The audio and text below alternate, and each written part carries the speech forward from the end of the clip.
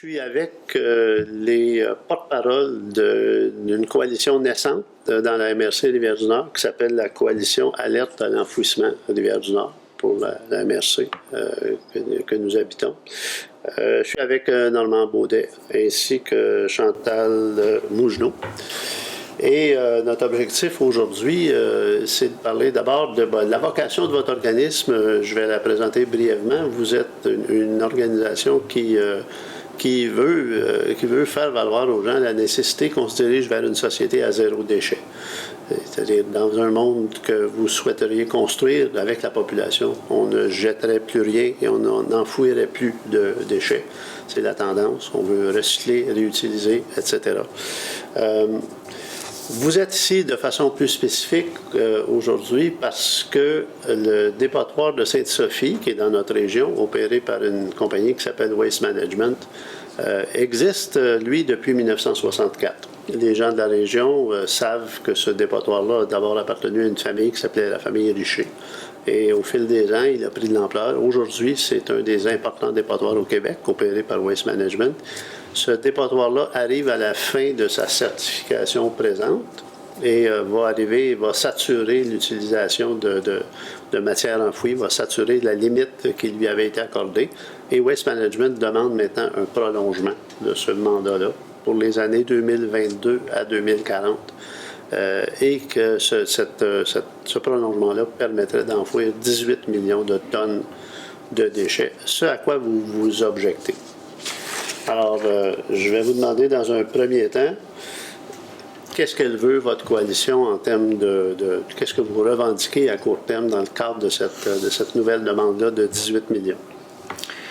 Oui, donc c'est exactement ça. Notre première opposition, donc on s'oppose à cette demande-là de 18 millions. On pense que c'est pas recevable. On pense que ce projet-là s'inscrit vraiment en contradiction avec, premièrement, les besoins d'enfouissement de la MRC. OK, la MRC, c'est elle qui est désignée par la politique québécoise pour gérer les matières résiduelles sur son territoire. Ça, c'est un des fondements de la politique québécoise. Et on pense que 18 millions, là, c'est incompatible avec les besoins. On n'a pas besoin d'un méga dépotoir pour gérer les déchets de la MRC. Et la MRC, il faut le mentionner, hein, depuis presque 20 ans, elle reçoit presque 20% de tous les déchets du Québec. Alors, l'argument qui est souvent mentionné, est-ce que la MRC, vous en allez vers du pas dans ma cour? Bien, je pense que la MRC, on a donné. Nous, on oppose ça à chacun dans sa cour. Et ça rejoint le principe de la politique québécoise, de la régionalisation. Alors ça, c'est très important. Cette proposition-là, donc de 18 millions, on la rejette parce qu'elle s'inscrit dans une logique marchande et non pas dans une gestion des matières résiduelles qui a rapport avec un secteur, quand on regarde ça, on est entre la santé et l'environnement. La gestion des matières résiduelles, est-ce qu'on veut une si grande part de libre marché dans une partie qui est aussi essentielle que la gestion des matières résiduelles entre la santé entre la santé et l'environnement? Alors, on questionne ça. Ça nous arrive avec une proposition d'une multinationale américaine qui nous propose effectivement donc une proposition marchande de gestion. Oui. Alors, l'intérêt public là-dedans n'est pas mis et ça rencontre en contradiction flagrante avec l'urgence climatique qui est sur toutes les lèvres, qui est à l'heure actuelle, il faut agir sur cette question-là. Et le modèle d'affaires que nous propose la multinationale américaine, c'est basé sur le méga-enfouissement et c'est 400 camions qui, chaque jour, vont et viennent du dépotoir. Ça veut dire 800 trajets chaque jour qui émettent des gaz à effet de serre, sans compter ceux émis par le dépotoir. Donc, alors, pour cette raison, on rejette les 18 millions. Je comprends. Donc, notre MRC, et pour le bénéfice des gens qui nous écoutent, on va rappeler que notre MRC, c'est une forme de gouvernement régional. Ces 5 maires-là ont collectivement la responsabilité des questions environnementales. Et ce sont eux qui, finalement, ont certains pouvoirs de décision ou un mot à dire sur l'avenir d'un projet comme celui-là. Vous nous dites que c'est une question qui est trop sérieuse ou qui a trop d'incidence publique pour être soumise à une logique d'entreprise privée, comme ça semble être le cas actuellement. Mais devant une situation comme celle-là, donc on a une région, nous, qui est carrément si on peut dire, une importatrice, entre guillemets, de déchets par rapport aux déchets que l'on produit. Qu'est-ce que la MRC a comme pouvoir, à votre avis? Qu'est-ce que vous pensez que la MRC pourrait faire pour régler cette situation-là? Qu'est-ce que vous demandez à la MRC de poser comme geste? On a déjà rencontré la MRC à 2 reprises pour justement discuter de leur droit de regard. Suite à la 2e rencontre, il s'est avéré que la municipalité, la MRC a décidé d'entrevoir donc des consultations publiques suite au PGMR qui doit se reconduire et s'évaluer cette année, en 2020. Donc on n'a pas de date encore, mais disons que c'est un premier pas. C'est un premier pas, mais il est évident qu'il y a une responsabilité qui est là, de la MRC. Alors, je sais que chaque municipalité essaye de faire dans son petit coin des réductions, diverses réductions au niveau des matières, mais il reste que le site est là. Et c'est je dirais que c'est le bas qui blesse là. C'est vraiment le site sur lequel on conteste cet agrandissement et cette propagation-là. Ouais. Allant jusqu'à... En fait, ce que vous dites, c'est pas compliqué. Notre région est une importatrice de déchets. Et ce que vous souhaiteriez, idéalement, c'est que notre région assume la responsabilité de ses propres déchets enfouissables, qui, en passant, sont à peu près 10 % de ce que l'on enfouit présentement à Sainte-Sophie, et peut-être et possiblement moins. Vous souhaiteriez que ça puisse continuer, mais que toutes les régions du Québec imitent cette tendance-là, et que l'on cesse donc d'en importer, si vous voulez, parce entre guillemets. Il y a quand même une partie de l'Outaouais, une partie de Montréal-Nord, une partie de la Naudière. Et ici, donc c'est bien trop. C'est bien trop. Et il y aurait tout un chapitre à dire sur la régionalisation. Ce phénomène-là, si chaque MRC, donc, irait vers ce développement-là, c'est que là aussi, il y aurait peut-être plus de place pour, justement, autre chose que le libre marché. Il y aurait peut-être place pour les services publics, il y aurait place pour l'économie sociale, et ça, c'est clair. Qui est l'avenue que vous souhaiteriez? Oui, tout à fait. La régionalisation, ça sous-tend un peu tout ça, de rapprocher les déchets d'où ils sont émis, et en même temps, donc, de responsabiliser autant les citoyens que les décideurs. Et idéalement, à long terme, de rejoindre la mission première dont je vous parlais en débutant, c'est-à-dire zéro déchet. On devrait donc c'est un objectif à long terme. C'est ce qu'on dit aux individus chez eux. C'est ce qu'on dit aux gens. Il semble que dans la population, cette idée-là semble se faire une place croissante. Dites-moi, ce projet-là, malgré son gigantisme, a quand même des retombées économiques budgétaire importante à Sainte-Sophie. Je vous informe que selon les chiffres qui m'ont été fournis par la mairesse de Sainte-Sophie, Mme Galland, la redevance que paie Waste Management pour les tonnes qui sont enfouies à Sainte-Sophie représente un revenu annuel de 800 000 $ dans le budget de Sainte-Sophie. C'est 4 % du budget. Sans compter, évidemment, le fait que ça occupe un espace immobilier important, qu'il y a des investissements fonciers. Alors, avec les taxes et l'ensemble de ce qui se verse à Sainte-Sophie, on peut parler de... Si cette opération n'était pas là, il y a un manque à gagner qui se traduirait inévitablement par une hausse de taxes qu'on peut estimer facilement à 4 % pour les gens de Sainte-Sophie.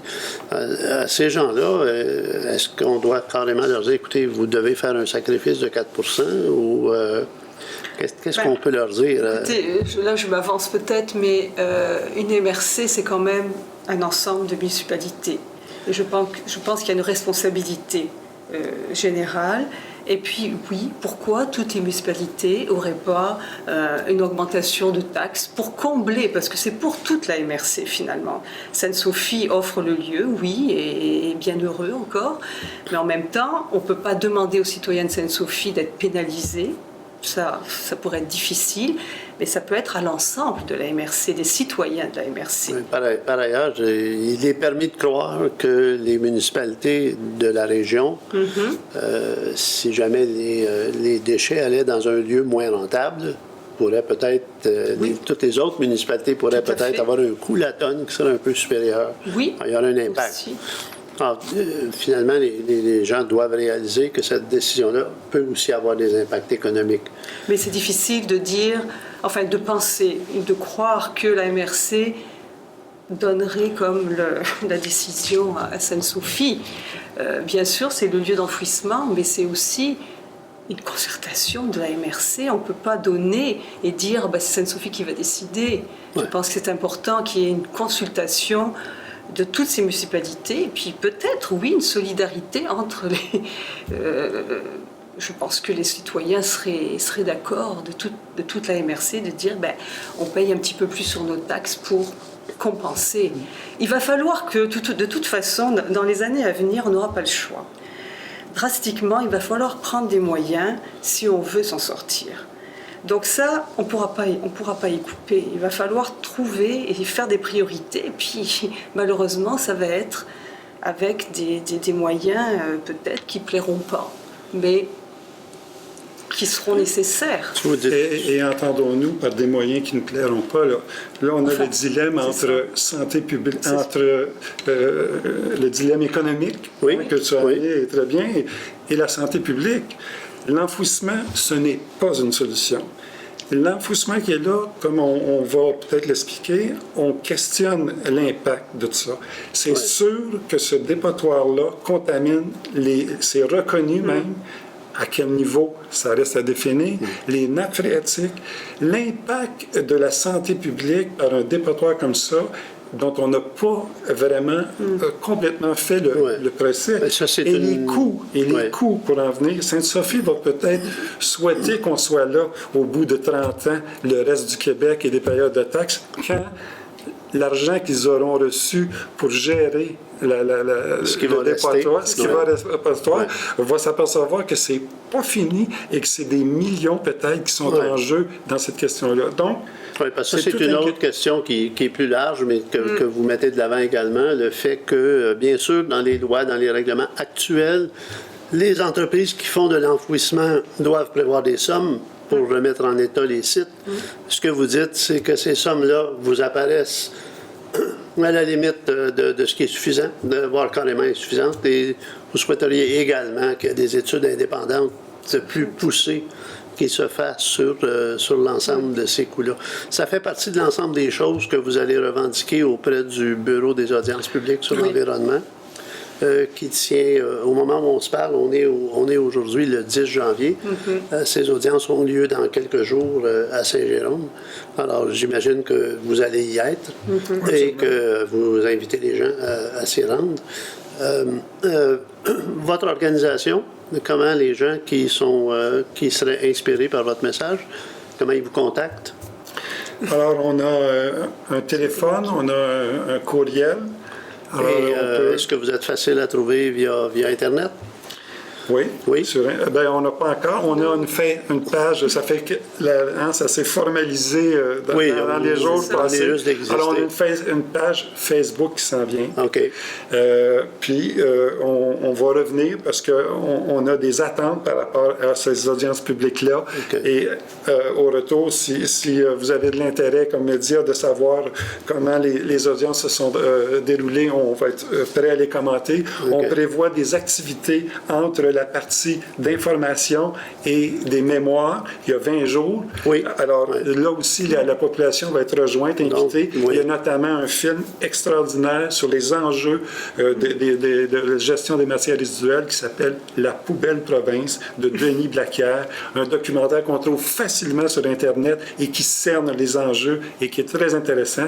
Puis, on a une invitation spéciale aux jeunes de venir assister Et si les professeurs veulent se mêler de ça, c'est pas un parlement qu'on a là, mais c'est une expression de la démocratie citoyenne, un sujet qui a beaucoup d'enjeux. Alors on invite les jeunes aussi à suivre ce qui se passe là. D'ailleurs, il va avoir possible par le BAP de suivre tous les débats et ça va être filmé aussi et ça va être rediffusé par la suite. Donc toutes les audiences vont être accessibles à la population. Alors, écoutez, merci. On va sans doute se revoir et s'en parler. Je sais qu'on est passé vite sur certains points, mais écoutez, le message est là. Les gens savent. Je vais juste le rappeler. Vous appelez la coalition Alerte à l'enfouissement Rivière-du-Nord. Avec ce nom-là, les gens qui vous cherchent devraient être raisonnablement capables de vous trouver. Merci encore. Merci beaucoup. Bonne journée à vous. Merci.